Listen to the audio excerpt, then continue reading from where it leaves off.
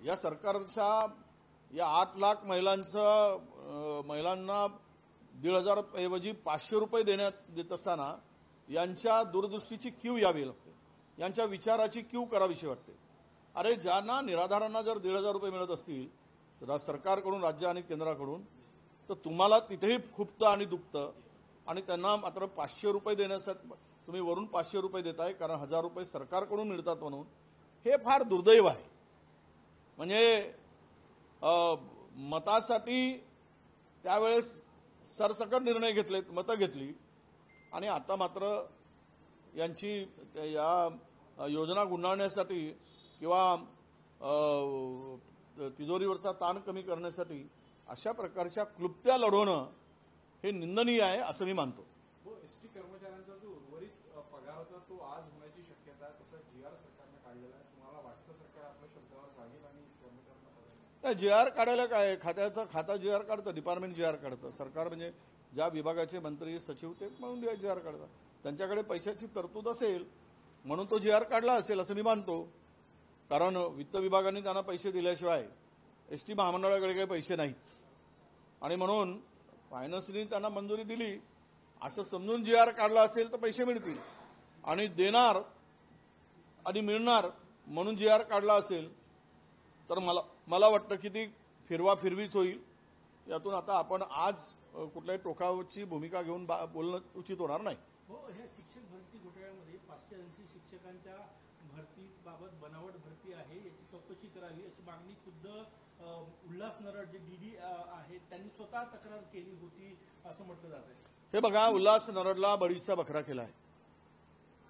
खाली पदांना मान्यता देण्याचं काम शिक्षणाधिकारी करतात आणि शिक्षणाधिकारी संपूर्ण प्रपोजल पाठवल्यानंतर अंतिम निर्णय हा डेप्युटी त्यांचा पगार सुरू करायचा, त्याला मान्यता अप्रूव्हल देण्याचं काम शेवटचा, ही फाईल शेवटची असते डेप्युटी डायरेक्टरकडे. पण चोर सोडून खालचे सगळे चोर सोडले आणि उल्हास नरडचा हा राजकीय बळी घेतलेला आहे. मी असं स्पष्टपणे म्हणतोय, हा राजकीय बळी आहे. या लोकांच्या ज्या शाळांमध्ये ह्या 500 पदांच्या भरती झाल्यात त्यात अनेक शाळा सत्ताधाऱ्यांच्या आहेत, काही शाळा सत्ताधारी आमदारांच्या जवळच्या आहेत आणि त्यांनी केलेलं हे पाप आहे. त्याला ज्यावेळेस हे शिक्षकाच्या मान्यतेचा प्रस्ताव देतो ते संस्था चालक देतात. संस्था चालकांनी तो प्रस्ताव देत असताना तो प्रस्ताव तिथून शिक्षणाधिकाऱ्याकडे जातो, त्याचा प्रवास शिक्षणाधिकारी, वित्तलेखा अधिकारी हा सगळा प्रवास करून ती अंतिम फाईल आणि तिथेही तो कोड जनरेट वगैरे करायचा असेल पे स्केलसाठी किंवा पगार देण्यासाठी तो सगळं खाली होतं. हे सगळे खालचे त्यावेळेस यांनी स्वतः उल्हास नरडनी माहिती घेतली. उल्हास नरड यांनी, मी कोणी चोर आहे, बदमाश आहे किंवा कोणत्या अधिकाऱ्याला पाठीशी घालत नाही, परंतु उल्हास नगरनी उलट पत्र लिहून या सगळ्या प्रकरणाची चौकशीची मागणी केली होती. आणि असं असताना त्यालाच पकडणं, मागे ज्यावेळेस एक डोर्लीकर नावाचा अधिकारी सस्पेंड झाला तो कुणाच्या जवळचा आहे हे आम्हाला माहिती आहे आणि त्याच्या वेदना कुणाला झाल्यात, सत्ताधारी पक्षातील नागपूरच्या आमदाराला हेही माहित आहे. त्यामुळं त्यांचा बळी घेतला याची खरं तर करा ना चौकशी, एसआयटी चौकशी करा.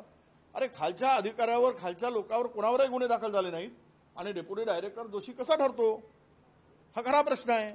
मग करायचंच असेल तर खालून वरपर्यंत या आणि विभागाची परवानगी न घेता, खरं म्हणजे एखादा काही मान्यता दिली असेल तर विभागीय चौकशी होऊ द्या. विभागाचे एखादा तुम्ही समिती नेमा, गव्हर्नमेंटने नेमायला पाहिजेत.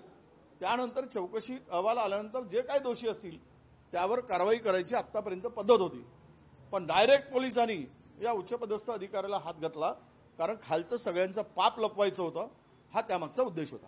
दिनानाथ मंगेशकर मृत्यू झाला, 580 जो घोटाळा समोर येत आहे तो प्राथमिक विभागाचा, हा माध्यमिकचा आहे. तर यावर गेल्या अनेक वर्षांपासून अशा पद्धतीच्या बोगस सह्या करून किंवा बॅकडेटमध्ये करून केला आणि त्याच्यात एरियस असो की लाखो रुपयाचा पगार असो तो उचलला गेलेला आहे. मंत्रालय स्तरावर चौकशी सुरू आहे, पण पुढे होऊन किंवा मंत्रालय विभागातून असे अजून कुठले असे स्पष्ट आदेश आले दिसत? बघा, गेल्या 5-7 वर्षामध्ये हे जे काही प्रकार झालेत, अनेक सत्ताधारी पक्षाच्या आमदारांच्या, त्यांच्या जवळच्या नातेवाईकांच्या या संस्था आहेत.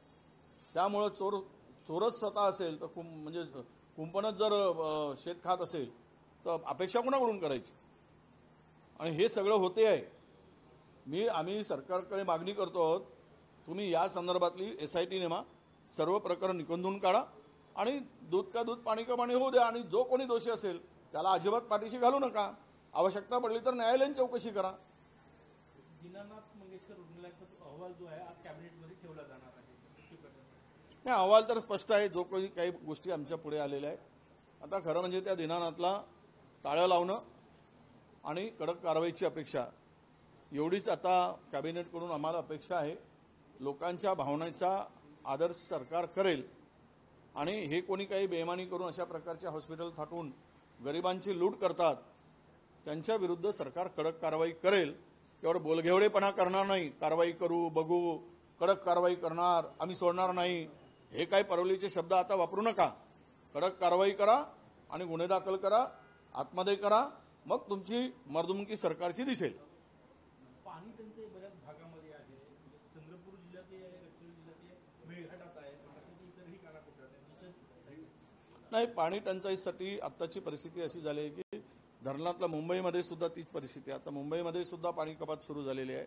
मराठवाड्यामध्ये पाणी फार मोठ्या प्रमाणात अनेक जिल्ह्यामध्ये टंचाई आहे आणि विशेष करून विदर्भामध्ये आपण पाहिलं तर वैनगंगा नदी कोरडी पडली. काल 2-4 दिवसाच्या पूर्वी आम्हाला आंदोलन करावं लागलं आणि त्यानंतर 1 TMC पाणी सोडलं. मी काल माहिती घेतली 8 TMC पाणी धरणात आहे आणि 8 TMC पाण्यामध्ये काही ठिकाणी रब्बीचं धानाचं पीक सुरू आहे, त्याला सुद्धा 2-3 TMC पाणी सोडावं लागेल. मग उर्वरित 2-4 TMC पाणी राहील तो डेड राहील. अशा वेळेस वैनगंगा जर कोरडी पडली तर खूप मोठ्या प्रमाणात पाणी टंचाईला सामोरं जावं लागेल. सरकारने या संदर्भात आता लवकरच आढावा घ्यावा. विदर्भातही आहे, मेळघाटात आहे, चंद्रपुरात आहे, गडचिरोलीमध्ये आहे, वर्धेमध्ये काही भागामध्ये आता तक्रारी आल्या आहेत. यवतमाळमध्ये सुद्धा पाण्यासाठी लोकांची भटकती सुरू आहे. काय झालं, कुठे गेलं माहीत नाही. हर घर में काय म्हणते, हर गाव में नल, नल में जल. तर जल कुठे गेला ना, नल कुठे गेला ना, नळाची तोटीच नाही. हे सगळं खाली तोट्या फिरवत बसा आणि जल दाखवत बसा अशी परिस्थिती आणून ठेवलेली आहे. ज्या पाणीपुरवठा योजना आहेत त्याला केंद्र सरकारचे पैसे मिळत नाही, थोडे थोडे पाठवतात. अनेक कंत्राटदार काम सोडून गेले. 18,000 कोटी रुपये देणे होते, काहीतरी 2-3 हजार कोटी रुपये आल्याची माहिती आहे. मग हे कशाला सोंग करायचा. हर घर में जल में नल, हे संपूर्ण बनवाबनवी आहे. ह्या टंचाईवर सरकारने आता आवश्यकता पडली तर टँकर सुद्धा लावायची तयारी ठेवली पाहिजेत आणि ही परिस्थिती आता आलेली आहे. थँक्यू. दोघेही सेपरेट नाही, आम्हाला पण दोघे जण एकत्र घ्या आणि दाखवा असेल तर दाखवण्यासारखं. सकाळी आज मुख्यमंत्री येते ना, चंद्रपूरला चाललो आज. मीटिंग आहे जरा आमच्या सिमेंट फॅक्टरीमध्ये. मी चन्नीथाला जे आहेत आणि हर्षवर्धन, बाकी तर सगळे राहते. 9ला सुरू करू कारण ऊन आहे ना, 9ला सुरू करू. प्रधानमंत्री नरेंद्र मोदी ने हरियाणा में भाषण देते समय ऐसा कहा है कि अगर कांग्रेस को सही में मुस्लिमों से हमदर्दी है तो अपना अध्यक्ष मुस्लिम को बनाए. नहीं, ऐसा है कि कोई धर्म को लेकर टिप्पणी नहीं करे. हमारी पंतप्रधान जी से यही अपेक्षा है. देखिए, ये जो आपकी राजनीति है, आपकी राजनीति वोट पाने के लिए जिस तरह से देश देख रहा है, रहा सवाल कि हमें अगर ये सवाल पूछा जाता है तो हमारा भी सवाल है, आरएसएस का मुखिया मुस्लिम बनाएंगे क्या, भारतीय जनता पार्टी का अध्यक्ष आप मुस्लिम बनाओगे क्या. यह कोई बात होती नहीं है. इस तरह की बातें करना ये गलत है और किसी को रिलीजन्स को लेकर ऐसी टिप्पणी ठीक नहीं है, ऐसा मैं मानता हूँ. एसपी के जो नेता है सरोज, उन्होंने ऐसा कहा है कि मंदिरों में शक्ति नहीं है, अगर शक्ति होती तो गजनी और गौरी भारत में कभी प्रवेश नहीं करता, राजनीति में शक्ति है. देखो, ये तो सच है कि भगवान को भी अगर राजनीति में लाया जाए, भगवान मंदिर में नहीं दिखेंगे. तो आजकल हिंदुस्तान में भगवान को ही राजनीति में घसीटा जा रहा है. भगवान का जगह मंदिर से ज्यादा हृदय में होना चाहिए, अपने भावनाओं में होना चाहिए, अपनी श्रद्धा में होनी चाहिए. वो श्रद्धा भी नष्ट हो चुकी है, श्रद्धा के साथ में खिलवाड़ हो चुका है. तो मंदिर में भगवान कहाँ ढूंढोगे.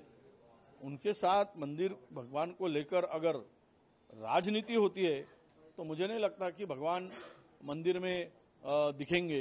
ये तो उन्होंने कहा, उसका अर्थ क्या है मैं नहीं समझता हूं. पर एक बात स्पष्ट है कि भगवान में, मंदिर में भगवान है या शक्ति नहीं है, इस बात को लेकर मैं टिप्पणी नहीं करूंगा। पर भगवान को नाम लेकर भ्रष्ट राजनीति जो हो रही, इसीलिए भगवान की ही ताकत कम करने का काम और खुद की ताकत बढ़ाने का काम ये राजनीति में दिखते हैं। कांग्रेस को मुसलमान से हमदर्दी है तो किसी मुसलमान को अपना अध्यक्ष बनाना चाहिए और चुनाव में समुदाय के लोगों को 50% टिकट देना चाहिए। कांग्रेस का इरादा कभी मुस्लिम समुदाय की भलाई का नहीं रहा, ऐसा प्रधानमंत्री ने कल कहा। नहीं तो ये हमारा नहीं रहा तो पंतप्रधान जी ने करना चाहिए ना। उनके तो मंत्रिमंडल में एक मुस्लिम भी नहीं रखा है, तो उनको बोलने का मुस्लिम को लेकर क्या अधिकार पहुंचता है? वो तो उनका संबंध ही नहीं आता। अगर उनको हमको हमदर्दी नहीं तो खुद हमदर्दी बताए और भाजपा का अध्यक्ष बनाए, आरएसएस का मुखिया बनाए। किसने रोका है? वो कर देना चाहिए। हम कौन रोकने वाले होते हैं? चैत्य भूमि पर वक्ताओं की सूची में सिंधी का नाम नहीं था, कहीं ना कहीं कुछ नाराजगी दिख रही है। चैत्य भूमि में कल वक्ताओं की सूची में, भाषण की लिस्ट में शिंदे जी का नाम नहीं था। नहीं, ऐसा होता है कभी कभी, मुझे पता नहीं है, वो मैं उस बारे में जानकारी लेकर बात करूंगा। कल उन्होंने बाबा साहब को जन्म तारीख जो 14 अप्रैल 1981 बताया। अब कौन क्या बताते, 91 का 81 करेंगे, ये सब बहुत अभ्यास है तो कम ज्यादा होता रहता है। मैं उसमें ज्यादा कंट्रोवर्सी नहीं लेना चाहता। कल का दिन बाबा साहब, ये जिस शीतल सूर्य ने सबको शीतल छाया दिया था, उस मानव का कल जन्मदिन था। उसको लेकर कोई गलत कोई टिप्पणी करता है तो वो गलत बयानबाजी करता है या गलत तारीख बताता है, तो उसको लेकर बहुत कोई ज्यादा ये करने की जरूरत नहीं है।